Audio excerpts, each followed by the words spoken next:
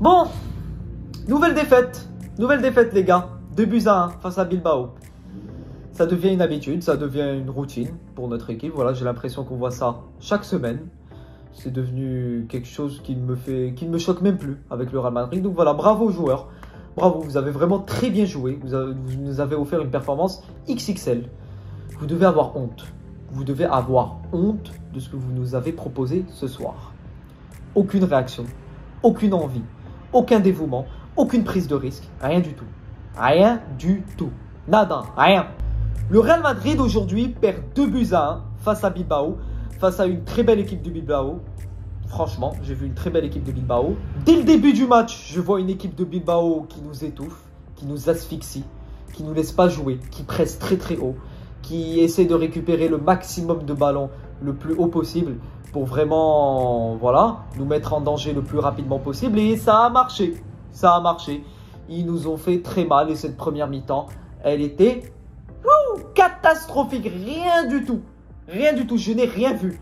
Je me suis même pas rendu compte que cette première mi-temps existait. C'est fou. Mais c'est fou à quel point on peut être mauvais techniquement. Mais à ce point. Mais c'est fou comment on peut être aussi mauvais techniquement. Rien du tout, les gars. Aucune envie. Aucun dévouement. Aucune envie d'aller chercher un résultat. Vous perdez 1-0. Mais quand on perdait 1-0, mais c'est fou les réactions des joueurs. On dirait qu'ils étaient premiers du championnat. Voilà, on marche. Pas de problème, on a 10 points d'avance, on est tranquille. Mais c'est Barcelone qui doit dire ça, les gars. Mais c'est honteux ce qu'on a vu aujourd'hui. Pas qu'au niveau de la prestation, mais au niveau de la réaction des joueurs. Mais ils s'en foutent. Ils en ont rien à foutre. Ils en ont rien à foutre. On dirait qu'ils ont tout mangé l'année dernière. Ils ont pris la Liga, la Ligue des Champions. Et cette année, rien du tout. Rien du tout. On repart à zéro. On est des ploucs. Non mais c'est pas possible. Un minimum de sérieux, un minimum de professionnalisme. Vous perdez 1-0 et il y a un minimum de réaction. Mouillez un petit peu le maillot, mais c'est pas possible, les gars. Tu avais ce Bilbao qui n'arrêtait pas de presser. Et tu as un Real Madrid qui n'arrivait même pas à dépasser son propre camp. Qui était inoffensif, offensivement, en première mi-temps. Rien du tout. Rien du tout. Ces 45 premières minutes, en tout cas, à la poubelle. Ils ont servi à rien. Ils ont servi à rien. On n'a même pas profité de ces 47 premières minutes pour essayer de rentrer dans notre match. Non, rien du tout. Offensivement, on était catastrophique. Rodrigo, première mi-temps, ainsi que Kylian Mbappé. Kylian Mbappé, rien. Rien, je fais que le défendre. Mais à un moment, les gars, je commence vraiment à me fatiguer. Il y a un moment où ça devient fatigant. Ce genre de réaction. Encore un pénalty raté. Encore un pénalty manqué. D'ailleurs, je ne comprends même pas comment tu peux lui donner un pénalty. Tu sais très bien que dans ce genre de match qui est important, parce que oui, Bilbao, c'est pas une équipe facile à jouer à l'extérieur, c'est un déplacement extrêmement compliqué. Tu lui donnes le penalty. Alors qu'il y a quelques jours de cela, tu vois Jude Bellingham qui tire, qui l'a premièrement très bien tiré, et Kylian Mbappé qui s'est fait détruire par la presse après son penalty raté contre Liverpool. Et vous lui donnez le penalty. Et voilà, il a raté. Et je savais très bien qu'il allait le rater. Quand j'ai vu qu'il l'a raté, mais je me suis dit, il est mort. Il est mort, il est foutu. La presse va le descendre. La presse va le descendre. Ils vont avoir aucune pitié. Vous allez voir les jours qui suivent. Vous allez voir les jours qui suivront. Ça va être vraiment une catastrophe pour Kylian Mbappé. Ben, à un moment, tu subis. Il faudrait bien à un moment récompenser l'équipe qui est la meilleure sur le terrain. Bilbao, très clairement, mérite sa victoire ce soir. Mérite sa victoire ce soir. Malgré cette bourde de Fede Valverde, je vais en revenir juste après, qui est inadmissible. Inadmissible. C'est inadmissible de vouloir dribbler, de mettre un petit pont à un joueur au dernier défenseur, à ta ligne défensive, tu veux mettre un petit pont à un joueur, alors que tu viens d'égaliser. Et ton objectif, c'est de relancer ton match. Tu as tué clairement le match.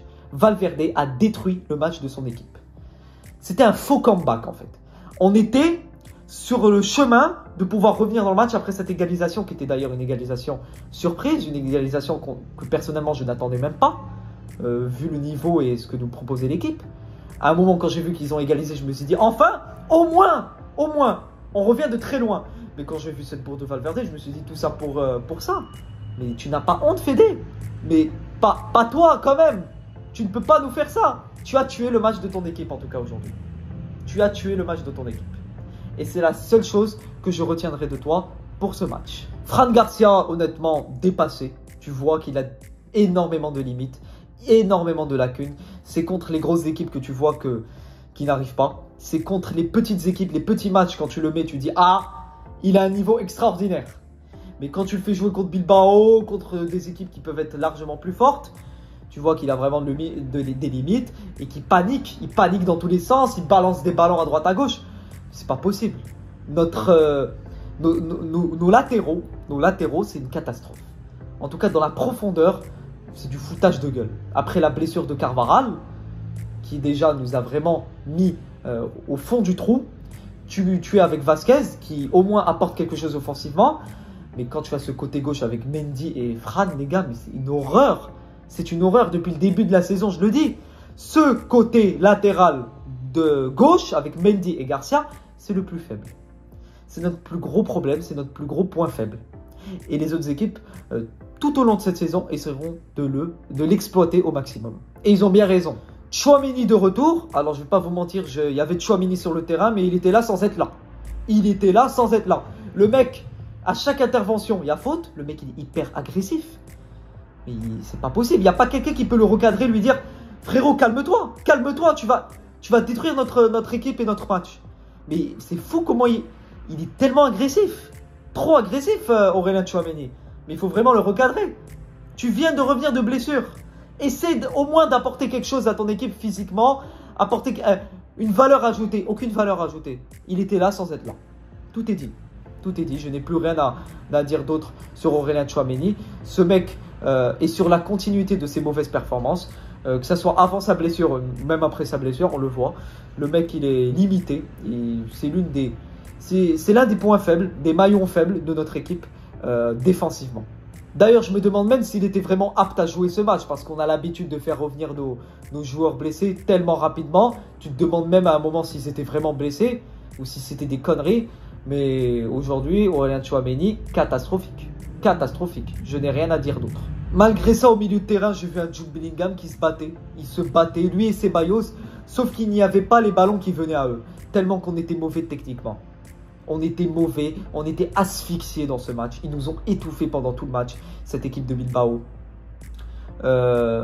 Ceballos qui essaie de faire le maximum, mais dans ce match, rien ne nous réussissait. Jude Bellingham, buteur. On pensait tous que le match allait être relancé à ce moment-là. Et il y a eu cette bourde de Valverde qui a littéralement enterré tous nos espoirs. Au-delà du départ de Toni Kroos, je me demande vraiment où est le métronome, où est le créateur, où est la personne qui guide cette équipe au milieu de terrain. À part Jude Bellingham, parce que Jude Bellingham cette année vraiment se sacrifie au milieu de terrain, parce qu'on a vraiment de très grosses limites et de très grosses lacunes. Que ce soit lui ou Valverde, même si Valverde aujourd'hui c'était une catastrophe. C'est une catastrophe. Peut-être l'un de ses pires matchs depuis le début de cette saison. C'est celui-là. On n'a pas de métronome, on n'a pas de créateur. Une équipe sans âme au niveau de la création. On dirait que le but de la tactique, réellement, c'est de balancer les ballons, donner le ballon à qui on veut, essayer de se reposer sur les individualités, essayer de faire confiance aux joueurs individuellement très bons et attendre un coup de génie, attendre quelque chose, attendre une action, attendre un petit réveil. Mais ça ne marche pas comme ça le foot. Ça ne marche pas comme ça. Tu ne peux pas te reposer sur des individualités. Il y a un moment où il faut qu'il y ait une connexion. Il faut que tout concorde. Mais à partir du moment... Depuis le début de cette saison, on le dit que rien ne va, rien ne marche. Et si ça ne marche pas maintenant, ça ne marchera pas pendant toute la saison. Ne pensez pas que l'équipe, après 1 ou 2 mois, vont se réveiller, il y aura un déclic. Ça ne marche pas. Tu as les mêmes joueurs, tu as la même tactique, rien ne bougera. On est à peine au mois de décembre. On va se faire manger de la même manière pendant toute l'année. On va souffrir cette année. On va souffrir, moi je vous le dis. La semaine prochaine, il y a l'Atalanta, qui est 2e de Serie A et qui est très bien parti pour se qualifier en Ligue des Champions. S'ils ne sont même pas déjà qualifiés d'ailleurs. Donc on est mort. Pour moi, l'Atalanta, il y a 80 voire 70% de chances qu'on se fasse exploser à l'extérieur. Évidemment que je ne pronostique rien, je ne dis rien. Mais vu le niveau que j'ai vu ce soir, mais bon courage pour aller battre l'Atalanta. Bon courage. Parce qu'il y a beaucoup de gens qui sous-estiment cette équipe de l'Atalanta, les gars. Qui sous-estiment. Ce n'est pas l'Atalanta de la Supercoupe. Ce n'est pas l'Atalanta avec qui on faisait joujou. On s'amusait comme des fous avec toutes nos restats. Non, ça ne marche pas comme ça. Cette équipe va nous faire mal. Cette équipe va nous faire souffrir. Et cette équipe va nous montrer la réalité des choses. Le Barça qui nous a mis sur un plateau, une défaite face à Las Palmas, une défaite face à la Sociedad, un match nul face à Vigo. On se dit miam miam, ça va être sympathique, il faut qu'on rattrape le Barça, il faut qu'on en profite. Mais vous savez qui on est les gars? Mais est-ce que vous savez qui on est? On a l'opportunité de revenir en Liga. Mais non, non, non. On est le Real Madrid. Nous on donne des cadeaux. Et tu ne peux pas gagner un championnat avec de telles réactions. Avec un tel niveau de jeu, tu ne peux pas. Tu ne peux pas. Aujourd'hui, tu as montré très clairement que malgré tous les espoirs, tous les cadeaux que t'offre le FC Barcelone, tu es incapable. Tu es incapable. Incapable. Cerise sur le gâteau, les amis. Carlo Ancelotti nous a offert une magnifique pièce de théâtre à la fin de ce match. Prenez vos popcorn, asseyez-vous, préparez-vous, roulement de tambour. Hendrik et Arda Güler sont rentrés à la 87e minute. Bravo Carlo, bravo, vraiment bravo. Mais c'est pas possible. Mais c'est pas possible. Comment tu peux faire rentrer ces joueurs à la 87e minute avec une telle performance de notre équipe? Notre équipe qui est nulle du début jusqu'à la fin du match. Tu les fais rentrer à la 87e. Mais c'est pas possible. Fais-les rentrer à la 70e. Donne-leur du temps de jeu. C'est le bon moment. C'est sur ce genre de joueur qu'un éclair de génie peut venir à tout moment. D'ailleurs, ils sont tellement frais. Hendrik, qui a à peine joué 130 minutes depuis le début de cette saison. C'est même pas équivalent à 2 matchs au complet. Quelle honte. Mais vraiment, le mec, si j'étais à sa place, je me casse. Que ce soit Hendrik ou Güler, mais c'est une horreur. C'est une horreur d'être dans un club comme le Real Madrid, l'un des meilleurs clubs du monde, le meilleur club de l'histoire, et d'être sur le banc pendant toute la saison. D'ailleurs, ce genre de points perdus, c'est des détails qui te coûtent une saison. Alors, ce genre de match, les gars, vous allez voir dans quelques mois, on va se dire « Ah, et si on avait fait match nul à ce moment-là, si on avait pris des points ?» Mais ça marche pas comme ça, le football, c'est l'instant présent. Tu dois répondre au jour J, au bon endroit, au bon moment. Si tu ne réponds pas, c'est que tu n'es pas digne d'être champion de ce championnat. Et Barcelone en profite. Barcelone vient de gagner 5-1. Barcelone se relance. Et mentalement, en voyant la bourde, la catastrophe que vient nous montrer le Real Madrid ce soir, ils vont se dire, alors là, on a toutes nos chances. Et allez-y, allez-y, amis barcelonais, allez-y. Prenez ce qu'il y a à prendre. Prenez, parce que là, cette saison, on est mort. Bref, les gars, j'espère que ce débrief vous aura plu. Match catastrophique, cataclysmique. Vraiment, c'est de pire en pire, cette équipe, de pire en pire. Je ne sais plus quoi dire. Je suis bouche bée.